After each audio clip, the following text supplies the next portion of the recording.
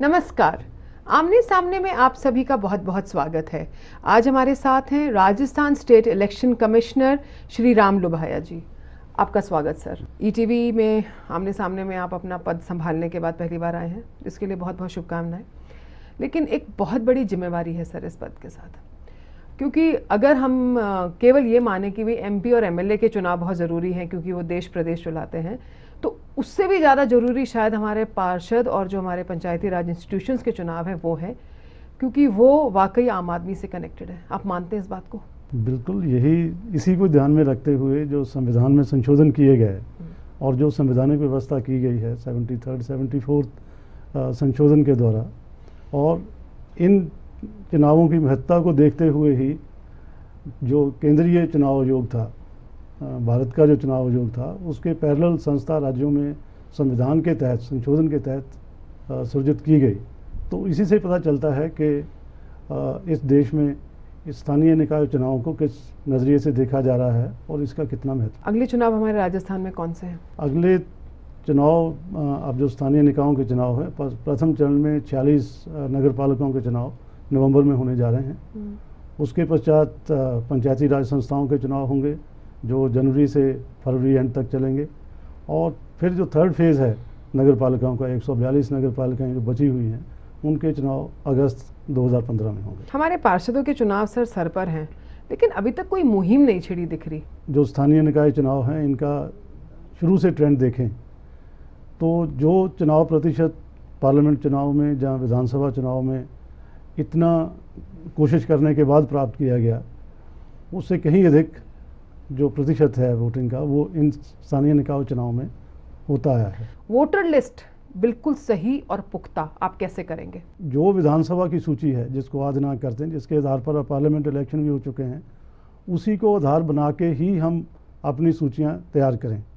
दोनों तो को 50% काम तो हुआ जी। 50 को मतलब उसमें शुरुआती ये है कि कम से कम जो जिसका नाम उस सूची में आ गया तो वो नाम तो नहीं छूटे, क्योंकि हाथ से बनाते थे, 5 साल बाद सूची तैयार करते थे, तो उसमें कहीं ना कहीं मानवीय भूल भी हो जाती है, कुछ ना कुछ हो जाता है, कुछ नाम रह जाते हैं। और जो काम हुआ हुआ है वो हमारे ही प्रदेश का है, तो it should be used again. उसको यूज़ किया, उसी डेटाबेस को यूज़ करते हुए, और अब हमने पहली बार ये प्रयास किया है कि हम जो सूची इन्हीं की है उसी को लेके उसको ड्राफ्ट सूची बनाएं, और उसके ऊपरी ऑब्जेक्शन मांगते हुए उसमें जो भी नाम गलत जुड़े हुए हैं उनको काटें, और जो नाम जुड़ने हैं उसमें लोग जुड़ाएं। जो हमारे दर्शक देख रहे हैं, जब उन्होंने इस चीज़ का ध्यान आएगा कि हाँ भाई, मैं लोकसभा के चुनाव में वोट नहीं डाल पाया था, तो अब मैं पार्षद के चुनाव में जरूर डालूं, तो वो कहाँ जाके दरवाज़ा खटखटाए? ये प्रक्रिया शुरू हो चुकी है। 13 तारीख को जो ड्राफ्ट पब्लिकेशन है वोटर लिस्ट का, वो हो चुका है, और वो वोटर लिस्ट उन सारे पोलिंग बूथ्स के ऊपर उपलब्ध है। यहाँ पर BLOs जो हैं वो आधा दिन के लिए रहते हैं, जो वहाँ के ऑफिसर्स हैं, बूथ लेवल ऑफिसर्स, उनके पास फॉर्म है, और जिसने नाम जुड़ाना है वो वहाँ से फॉर्म लेके वहाँ पे दे सकता है। ये व्यवस्था भी इसीलिए विकेंद्रीकृत की गई है कि बहुत से लोग वो जाके ERO जो हमारा SDO होता है नॉर्मली, जहाँ तहसीलदार होता है, उसके दफ्तर में जाकर उनके लिए बड़ा दिक्कत वाला काम होता है कि जाके वहाँ पे जमा कराएं। इसलिए स्थानीय स्तर पर व्यवस्था की गई। और एक अभियान भी शुरू किया, जैसे कल का दिन है 21 का, आपने भी पढ़ा होगा समाचार पत्रों में कि कल सारा दिन वो अधिकारी वहाँ पे रहेंगे प्रत्येक बूथ के ऊपर, और कोई भी आदमी जाए उसको सारा दिन वहाँ पे उपलब्ध है। क्या लेके जाएं? क्या लेके जाएं? उनको तो बेसिकली जो रूल्स में, नियमों में है कि वो वहाँ ऑर्डिनरी रेजिडेंट हैं उस वार्ड के, उस जगह के, उसका उनको सबूत चाहिए, और वो अपना लेके चले जाएं, फॉर्म भरें। कब तक चलेगी ये मुहिम? ये मुहिम जो है लास्ट डेट इसमें 22 तारीख है। 22 तारीख तक वो अपना नाम, मतलब जो भी है, एप्लीकेशन दे सकते हैं। फिर इसकी जांच होगी, जांच के बाद जो फाइनल वोटर लिस्ट है वो रहेगी, और वैसे तो उसके बाद भी आप जो नोटिफिकेशन से जो डेट है तब तक आप अपना नाम जुड़वा सकते हैं। जहाँ जो गलत नाम है, यदि कोई कटवाना चाहे वो उसको कटवा भी सकता है। तो गलत नाम है, कटवाना चाहे सर, इसी के ऊपर मेरा अगला सवाल है, क्योंकि कटवाना तो कोई नहीं चाहता जी। हमारे यहाँ तो ऐसे ऐसे सूरमा हैं जो जयपुर में नौकरी करते हैं और गांव में भी रहते हैं, तो सैटरडे संडे को गांव चले जाते हैं, तो यहाँ भी वोट डाल देते हैं और वहाँ भी वोट डाल देते हैं। तो ये चीज़ कैसे होगी? क्योंकि अगर आप इस चीज़ को इंश्योर कर रहे हैं कि सिर्फ सही वोटर लिस्ट हो, तो ये भी एक बहुत बड़ा इंश्योर करना पड़ेगा कि सिर्फ एक इंसान 2 जगह वोट नहीं डाले। ये आप कैसे इंश्योर करेंगे, हम आपसे जानेंगे एक छोटे से ब्रेक के बाद। हम अभी वापस आते हैं। आप लोग देख रहे हैं आमने सामने।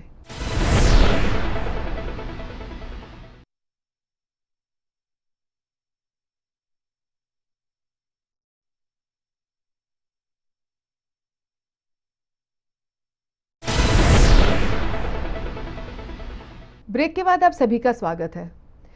वैसे तो हमारा फर्ज बनता है कि हम खुद सिर्फ एक बार वोट डालें, लेकिन हमेशा हम लोग कानून का पालन नहीं करते। तो हमारा स्टेट इलेक्शन कमीशन क्या करेगा कि जी थोड़ा सा डंडा लगे कि ये 2 जगह वाला गड़बड़ मत करो। जो तकनीक हम अपनाने जा रहे हैं उसमें कोई भी डुप्लीकेट नाम है यदि वोटर लिस्ट में स्टेट में कहीं भी, वो हाईलाइट हो जाएगा और उसके आधार पर जो फीडबैक है वो कंसर्न ईआरओ को दी जाएगी और वो उसको देखे, और ईआरओ खुद भी अपने स्तर पर उसको चेक कर सकता है कि किस व्यक्ति का कहीं 2 वार्डों में नाम है या गांव में भी नाम है या शहर में भी नाम है।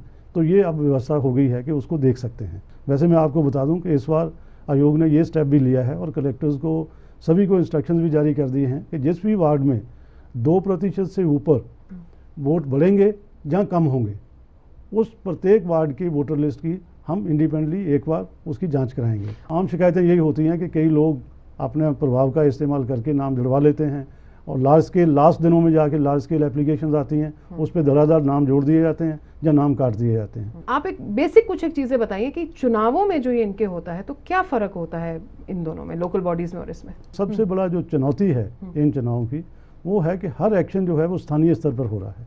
बहुत इंटेंस इलेक्शंस होते हैं और प्रत्येक वार्ड में एक्टिविटी हो रही है क्योंकि वहाँ उन्होंने अपना मेंबर चुनना है। और आप जानते हैं जो रूरल एरिया है जिस हिसाब से अपना अलग अलग जातियों में बटे होते हैं लोग, तरह तरह के मुद्दे हैं, उन चीज़ों को लेके काफ़ी ज़्यादा जो कानून व्यवस्था की स्थिति है क्लोज होता है, बहुत क्लोज होता है सब कुछ। वही काउंटिंग होनी है, वही नॉमिनेशन होना है, वही नॉमिनेशन रिजेक्ट होना है और वहीं पे रिजल्ट डिक्लेयर होना है और वही लोग हैं इकट्ठे हुए और हमारे 4 आदमी 5 आदमी हमारी पोलिंग पार्टी के हैं, उन्होंने सब कुछ काम करना है और 2 या 3 पुलिस वाले होते हैं। ये सारे उन सभी के मतलब सभी के ऊपर ये इतना बड़ा उत्तरदायित्व है कि सारी सिचुएशन को कंटेन करें। लेकिन और इसके लिए शायद आपको सेंट्रल रिजर्व पुलिस से भी कोई सपोर्ट नहीं मिलता? नहीं, कोई ज़रूरत पड़ती नहीं है क्योंकि अब चुनाव हम 3 फेजेज़ में कराते हैं और उसके कारण से जो पर्याप्त बल हैं वो उपलब्ध हो जाते हैं। और वैसे भी देखा जाए तो अब धीरे धीरे लोगों में उत्तरदायित्व भी आया है। ये सबसे बड़ी इसकी जो देखने को मिला है।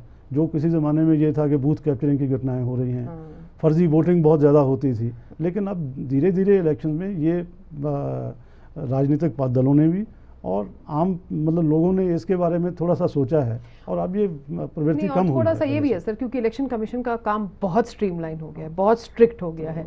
हम लोग खुद जब वोट डालने जाते हैं तो हम देखते हैं कि एक बंदे के 3 4 जगह नाम चेक होता है, कटता है, साइन होता है, उसके बाद कहीं जाके आप वोट डालते हैं। तो मेरे को लगता है इसका बहुत बड़ा रोल है। फोटोयुक्त आपके पास आईडी आ गई है तो हम भी इस बार फोटोयुक्त पहली बार उपयोग में लाएंगे तो उससे भी एक सेमलेंस ऑफ ऑर्डर इन इलेक्शन में भी आएगा। तो ये चुनौती इसकी सबसे बड़ी यही है। दूसरी चुनौती जो इसकी ये है कि जो एमएलए एमपी का इलेक्शन है वो तो एक मेंबर के तौर पर होता है, उनमें से कुछ लोग एग्जेक्टिव पदों पे पहुंचते, मंत्री बनते ही है।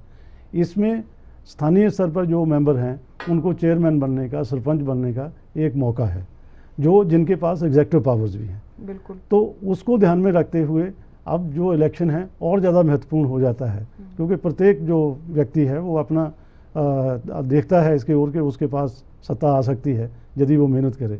तीसरा ये है कि इनको स्टेपिंग स्टोन देखते हैं हायर इलेक्शंस के लिए। प्रधान बन गया, कोई प्रमुख बन गया, चेयरमैन बन गया, तो उसको कल को एमएलए का इलेक्शन लड़ना है, एमपी का इलेक्शन लड़ना है, तो वो एक एलिजिबिलिटी जोन में आ जाता है अपने आप। तो इसलिए उन चीज़ों को यदि आप ध्यान में रखें तो इन इलेक्शंस में वो जो एक्टिविटी, जो पॉलिटिकल एक्टिविटी है, जहाँ जो वोटिंग के जो इससे इलेक्शन से रिलेटेड एक्टिविटीज़ हैं वो ज़्यादा इंटेंस हो जाती हैं। आपको लगता है लेकिन कहीं ना कहीं कि राजस्थान पुलिस के अलावा और किसी तरह की आपको लॉ एंड ऑर्डर के लिए सपोर्ट की ज़रूरत नहीं है? नहीं, किसी तरह की नहीं। हमने सारे असेसमेंट की है और मुझे कहते हुए खुशी है कि प्रशासन ने जिस तरीके से चुनाव में अपनी भूमिका निभाई है, जितने भी चुनाव आज तक हुए हैं, भले वो स्थानीय निकायों के हों, भले वो पार्लियामेंट के हों, लेजिस्लेचर के हों, जिस तरीके से निष्पक्षता से और दृढ़ता से उन्होंने चुनाव कराए हैं, ये हमारे लिए एक फ़ख्र की बात होनी चाहिए इस मुल्क में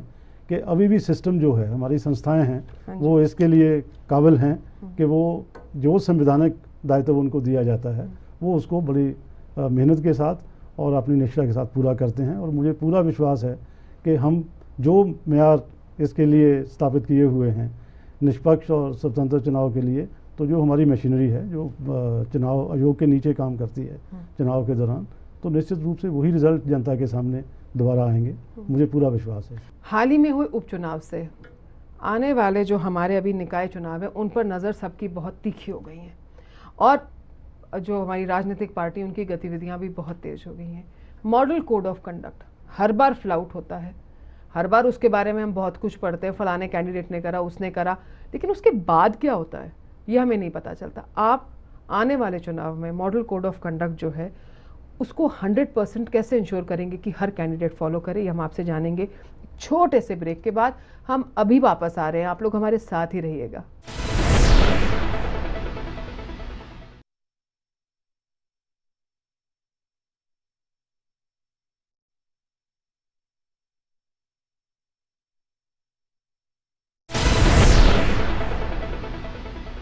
ब्रेक के बाद आप सभी का स्वागत है। सबकी नज़रें टिकी हैं निकाय चुनाव पर और शायद आप पे भी प्रेशर और हो गया होगा कि भाई अब तो 100%, because the stakes are very high, they always are, but now they just got higher. जो बाईपोल्स हुए हैं उसके जो रिजल्ट आए हैं अब और भी आपके ऊपर नज़रें तेजी हो, तो आप क्या करेंगे कि भी model code of conduct follow हो?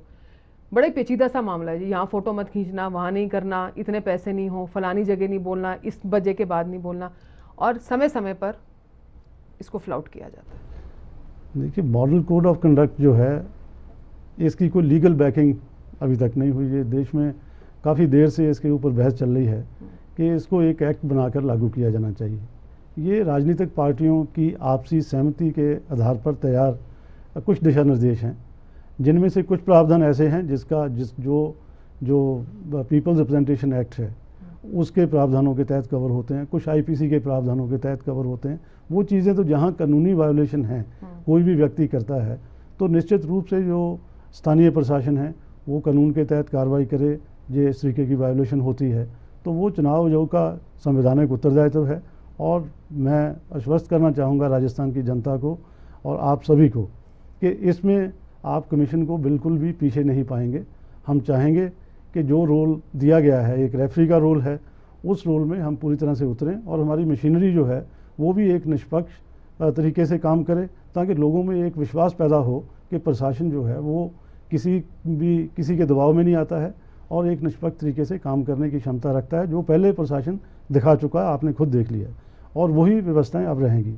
दूसरा, बहुत से प्रावधान ऐसे हैं जो इन लोगों के स्वयं के बनाए हुए नियम हैं राजनीतिक पार्टियों के जी, अब वो खुद ही बनाते हैं। यदि खुद ही तोड़ते हैं तो कमीशन तो एक प्रताड़ना दे के, उनको एडवाइस दे के, उसके बाद वो अपना मामला ख़त्म करता है। जो आपने पहले कहा कि हम सबको रिस्पॉन्सिबल होना पड़ेगा, तो ये तो अब हम इलेक्शन से पहले राजनीतिक दलों के प्रतिनिधियों से बात भी करते हैं, मीटिंग भी करते हैं, उनको रिक्वेस्ट भी करते हैं, और सभी उत्तरदायी लोग हैं, सरकारें चलाते हैं, इस देश को चलाते हैं, तो उनसे जनता भी अपेक्षा करती है और जो संवैधानिक संस्थाएं हैं वो भी उनसे यही अपेक्षा करती है कि जिन चीज़ों के लिए वो स्वयं मापदंड तय करते हैं तो उनके ऊपर वो खरे उतरें, वो खुद अपने वर्कर्स को, अपने प्रतिनिधियों को इस बात की शिक्षा दें कि इसकी पालना करें, ताकि जनता के सामने वो स्वयं भी उदाहरण बन के सामने आएँ। तो उसमें फिर जो संस्थाएं हैं उनको दखल देने की आवश्यकता नहीं पड़े, लेकिन यहाँ भी ज़रूरत पड़ेगी तो हम उसमें पीछे नहीं हटेंगे। आप मीडिया से क्या उम्मीद रखते हैं कि मतलब एक तो सिर्फ ये कि भाई हाँ वोटर वोट डालने आए, या उससे ज़्यादा? आपको छोटी सी उदाहरण बताता हूँ कि अभी हमारी वोटर लिस्ट की पब्लिकेशन होनी थी 13 तारीख को। हमारे निर्देश 15 दिन 20 दिन पहले जिला कलेक्टरों को हमने भेज दिए, भाई आप इनको प्रत्येक बूथ के ऊपर रखेंगे, मतलब ये कार्रवाई करेंगे, अवेलेबल होगी सूची, ये होगी।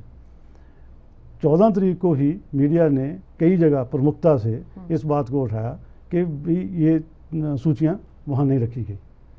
हमें जिला से किसी जिले से सूचना नहीं आई, लेकिन मीडिया के माध्यम से मेरे पास सूचना आई, वॉच डॉग का।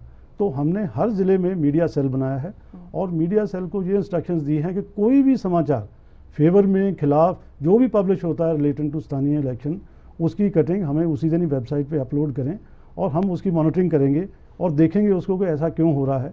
तो एक हमें बहुत बड़ा जो सूचना हमारी जो स्वतंत्र और निष्पक्ष सूचना है हमें वो मीडिया से मिलती है। सक्रिय रोल है बहुत बड़ा। तो हम सिंपली यही नहीं कहें कि आप वोट देने आए। मैंने वो पहले ही आपको बता दिया कि इन चुनाव में लोग वोट देने आते हैं, क्योंकि चुनाव वहीं हो रहे हैं, उसी गांव में हो रहे हैं, और एक एक वोट का वहाँ महत्व होता है बहुत ज़्यादा। मैं खुद गांव का रहने वाला हूँ, मुझे पता है कि वो खुद आके आपको घरों से ले जाते हैं। मतलब जब तक आप वोट नहीं जा देते उस दिन गांव में एक मेले का माहौल होता है। बिल्कुल। और हमारा डेमोक्रेसी का सबसे बड़ा मेला यदि देखना है तो आप स्थानीय चुनाव को मतलब जो जाके चुनाव तो आप बिल्कुल देखें, सही कह रहे हैं, ये तो आप लोगों बिल्कुल सही कह रहे को बहुत बड़ा है। तो ये बड़ी खुशी की बात है। जो कमियां हैं चुनाव आयोग के, जैसे आपने कहा मॉडल कोड ऑफ कंडक्ट की वायोलेशन है, उसकी चीज़ें नहीं आती। जैसे अभी पार्लियामेंट चुनाव हुए तो मीडिया ने बहुत ही प्रमुखता से उसके बाद कहा कि इतनी व्यवस्थाएं करने के बाद भी, दौसा जिले के बारे में थी, कुछ और 1-2 जिलों के बारे में थी, वहाँ 20-30 बूथ ऐसे थे, गांव ऐसे थे, यहाँ वीकर सेक्शंस के लोगों को अभी भी वोट नहीं दिया गया। वो स्वतंत्र रूप से अपने वोट का उपयोग नहीं कर पाए।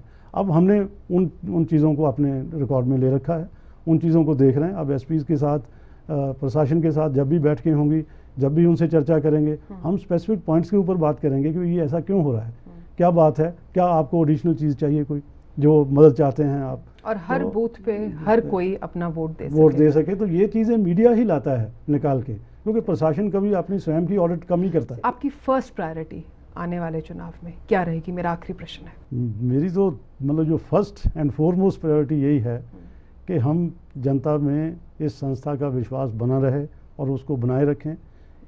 चुनाव की प्रक्रियाएं पूरी तरह से विधायिका ने सब तरीके से उन्होंने ले डाउन की हुई है, उन प्रक्रियाओं का सख्ती से पालन हो और प्रत्येक नागरिक अपना अधिकार का उपयोग, जो वोट का अधिकार जिसको हमने बड़ी मुश्किल से पाया है। यदि आज़ादी का इतिहास पढ़ें तो सबसे बड़ी लड़ाई हमारी फ्रेंचाइज की लड़ाई थी। जो व्यक्ति को अधिकार मिला है उसका नाम सूची में आए, वो अपने चुनाव में भाग ले सके, अपना स्वतंत्रता से उसका उपयोग कर सके।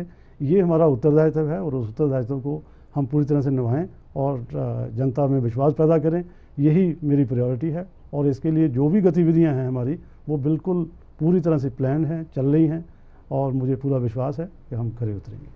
और हमें भी पूरा विश्वास है। हम सबकी तरफ से बहुत बहुत शुभकामनाएं। धन्यवाद नीता जी। धन्यवाद जी। तो ये था आमने सामने श्री राम लुभाया जी के साथ। अगले रविवार हम फिर होंगे आपके बीच। तब तक जय हिंद।